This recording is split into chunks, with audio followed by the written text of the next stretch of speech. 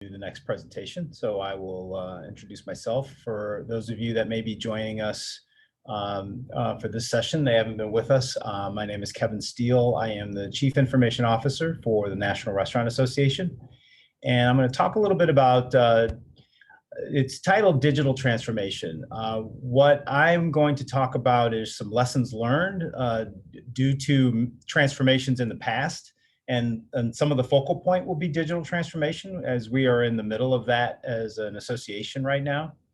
I think one of the things that kind of prompted this discussion, and I'm going to fly through it. So there's 5 points that I'm going to make, and you'll see how it's structured in the presentation.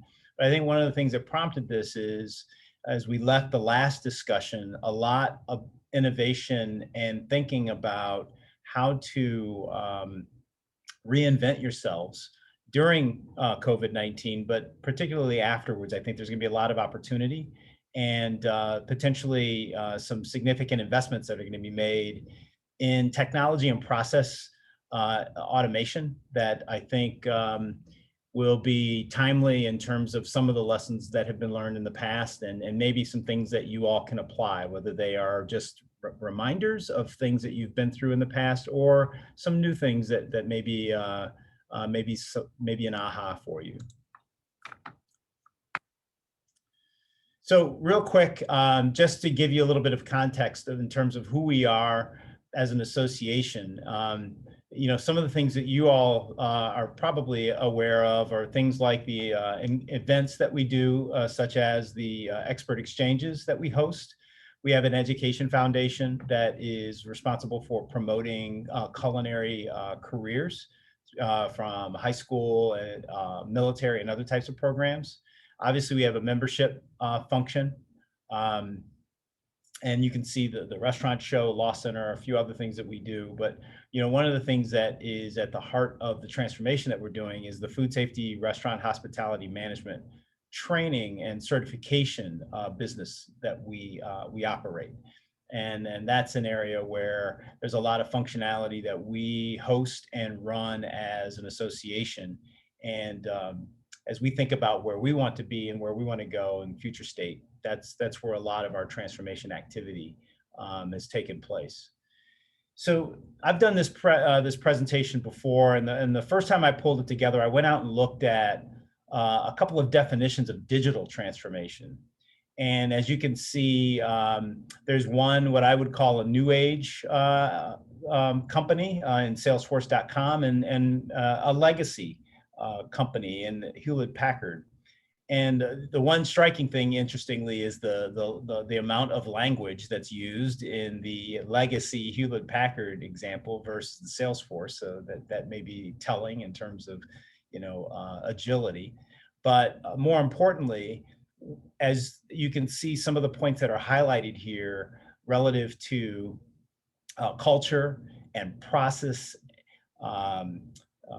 being able to invent itself in terms of companies, and the way that we look at how customer experience and human activities are embedded in digital transformation. So while, you know, I think a lot of the highlights are technical in nature, the transformation and the impact is certainly deeper than that as you look at the entire organization. So what I will call out and amplify based on the 5 learnings, talk a lot about what you see here.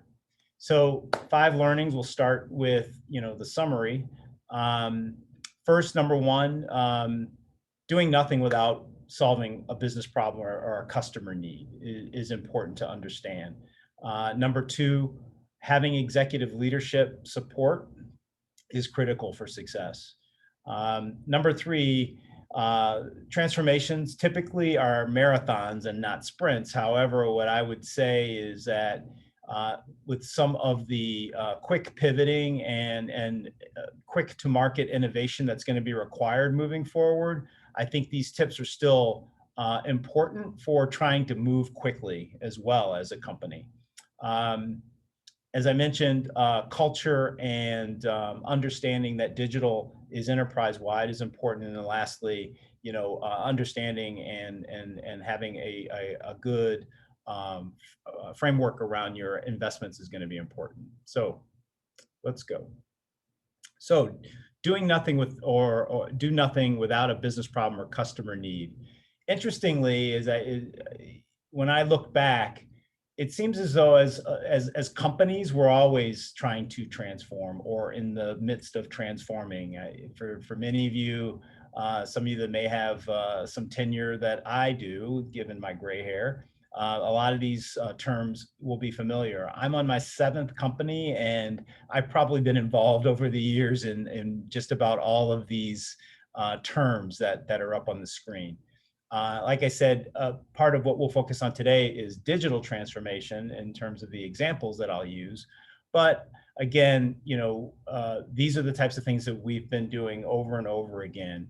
And I think as we become more progressive in thinking about bringing the customer first in our thinking, as we think about truly the human impact to change, I think there are some things that we can learn that are more contemporary than things that maybe we tried to do in the past. So as a part of the framework around thinking about defining your need or the business opportunity, what I would suggest, and one of the learnings, is utilizing some sort of framework to think about it. This is a framework from Capgemini. As you can see, the elements of a business are broken down into the customer experience, operational processes, and then the business models that you execute. When you try and define exactly what it is that you're going to try to achieve and the value that you're going to deliver through transformation, these types of frameworks are helpful. What we did with this is we created a heat map on all of the elements in the 9 cells in the middle, and you can see where maybe there's a focus on customer engagement that's more important for you to move your business forward versus top line growth, or you have new digital business opportunities that you want to pursue. But looking at how you frame up that need and that what I'll call the North Star for what you're trying to achieve is a really important piece of helping to get you in a position to be successful. One of the things that we did as a more detailed example within the association, one of our objectives was what we called great member data. And as you can see, some of the guiding principles on the right side around how we wanted to make sure in our transformation we were doing that is our guiding principle around enterprise-wide view. Historically, we had some silos relative to data based on the functional units that I showed you earlier. We also had some challenges around clean data. Some of our front-end processes and applications were generating what I'll call dirty data. And we wanted to make sure that in order to make sure that we have the right information about our constituents, we want to make sure that all of that is coming through cleanly. The last thing I'll highlight is, we are somewhat regulated in terms of how we deliver safety products and safety training. And so managing compliance and making sure that our data is safe and we adhere to privacy regulations is really important around how we do this as well. So again, these become the needs and the North Star for what we're trying to achieve. Executive sponsorship is imperative. For us, and the way that we kind of look at the learning when you try and do grassroots types of efforts relative to influencing and driving major change, really you can't do it effectively without having executive alignment. So as you can see, making sure our executives are on the same page around what it is that you're trying to achieve and the value you're trying to drive. Making sure the organization is aligned, and in some cases, making sure the organization is organized in a way that allows you to move forward on these types of efforts. We drove ownership at the mid-tier. So while we have executive sponsorship that I'll show you in just a second, we made sure that we had people that were accountable to driving the change, and in some cases, we dedicated those resources to the effort. So when you have things that last a year or 2 years, taking people out of what are considered day jobs, and moving them into these transformation efforts sometimes is a critical way of operating. So for us, and one of the things that we did in our transformation is we have executive sponsorship that includes myself as the CIO, our chief product officer, our chief operating officer, and our chief financial officer. The four of us focus on the objectives and goals of what we're trying to achieve. And then we hold our teams and the organization accountable to the outcomes. So as a part of the trickle down, you can see we assigned owners. So within our business units and technology partners, we have people that are responsible for driving the day-to-day. We demanded from those individuals, as we defined, what the outcome needed to be. Once we had the North Star, we demanded pro formas or business cases to define, how we were not only going to build the capabilities to realize value, but how we were actually going to realize value, and what we think that value is that we can tap into. Additionally, we created formal communication processes. So, there's monthly check-ins with the executives, but our teams are talking and communicating on a daily basis through stand-ups and other structural meetings. Marathon, not a sprint. And as I mentioned earlier, I think there's some ways that you can think about how to become more agile and deliver faster, for certain efforts that are also applicable here. But the first part of this is, again, defining that North Star and understanding the what's and how's in terms of how you're going to achieve that North Star. So again, making sure the business problems are defined and articulated. How is value defined by our customers? So when you deliver the outcome, are you really going to be able to realize value based on someone seeing that value? What's important here is to make sure that if you're going to execute over the long haul, knowing where you're going and why you're doing it helps to create sustainability in the effort. As many of us have probably experienced, when you get a few months into a project and maybe even a year or so into a long project, some of the desire and the support starts to wane a bit. And so you want to make sure that you're injecting, a purpose and why you're doing what you're doing through defining what your outcomes are going to be.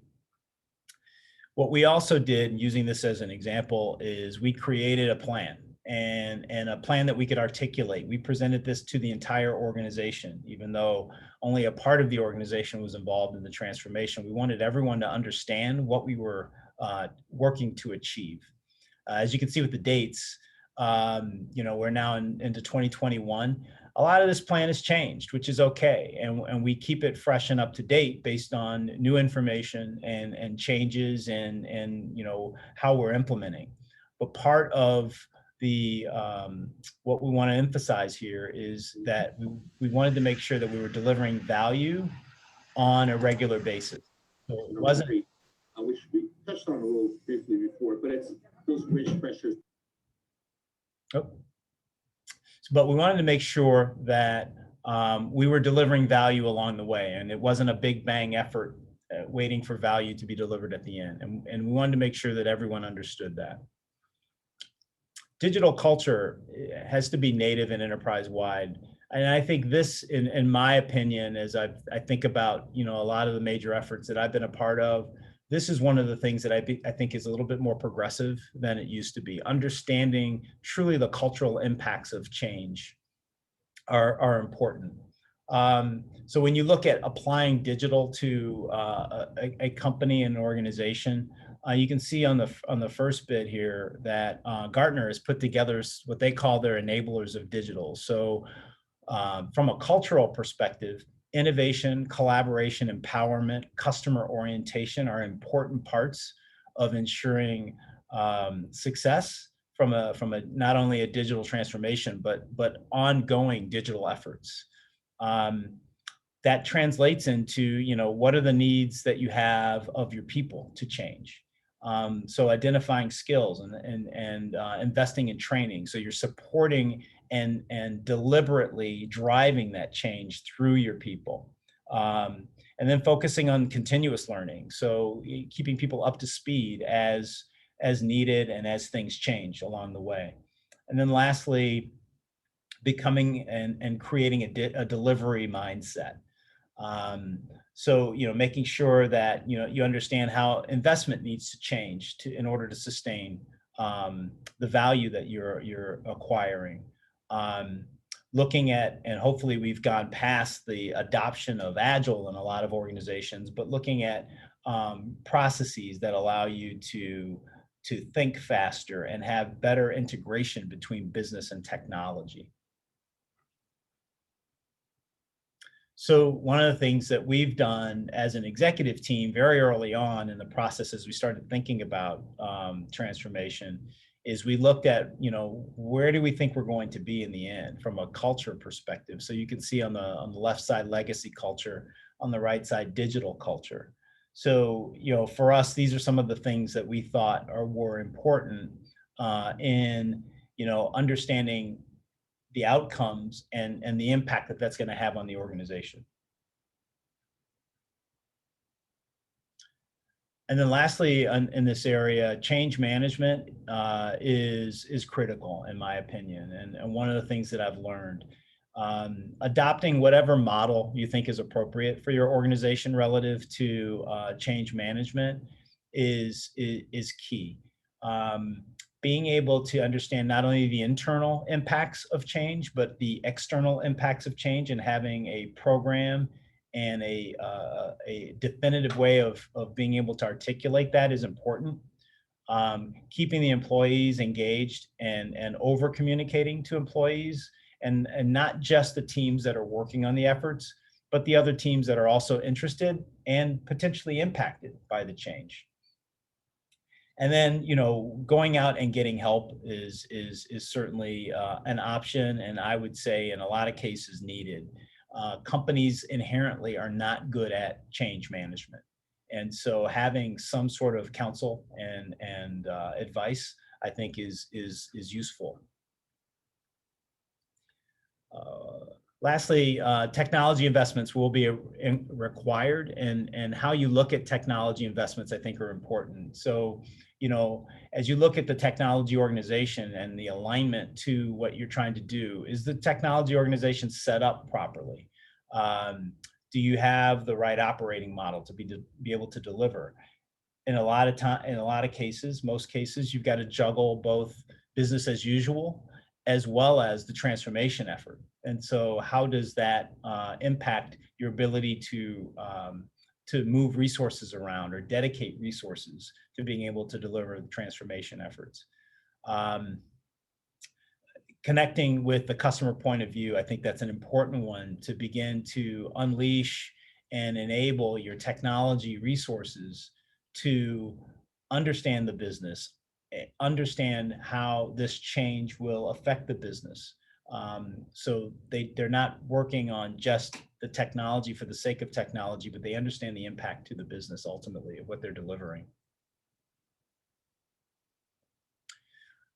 What we've done is aligned our strategies. So you can see at the top, the association, strategy, in a nutshell, in our 3 words.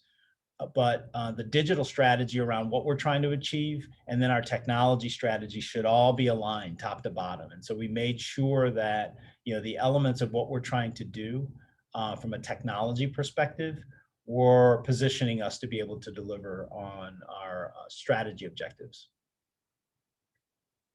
And then lastly, beware of overinvestment. I think making sure that you have a very tight handle on the expenses related to transformation are important. Like I said, we've done pro formas that help us to understand both the cost and benefit side of what we're doing, and we manage costs very tightly. The other thing that we do is we've defined guiding principles around, what it takes to implement. In some cases, for example, when we're utilizing third parties to run portions of our operation, how do we manage business continuity, and how do we manage the level of customization that we want to do with those third parties versus the intellectual capital and intellectual property that we want to keep within our four walls from a functional perspective.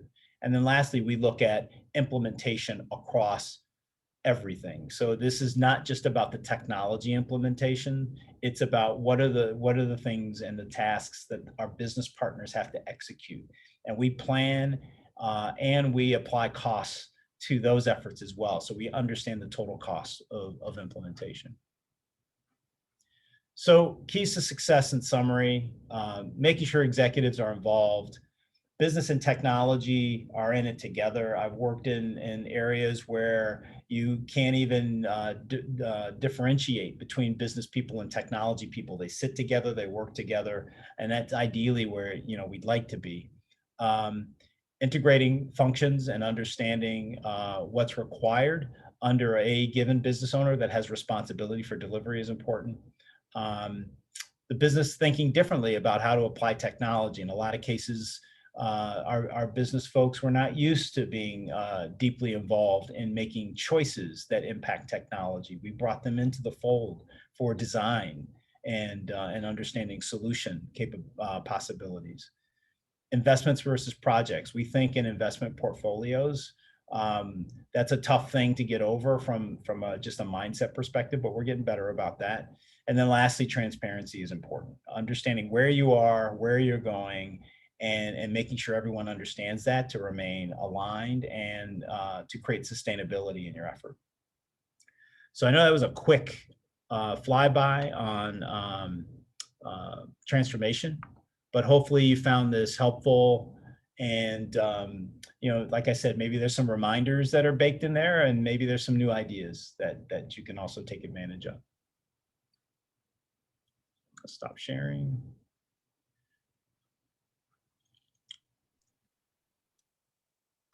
And Patty, are you going to take us into the next part? I will. I was just going to say, give people an opportunity to ask a question or two. I didn't see anything come into the chat, but give a few seconds to see if anyone wants to take themselves off mute and ask Kevin a question before we proceed.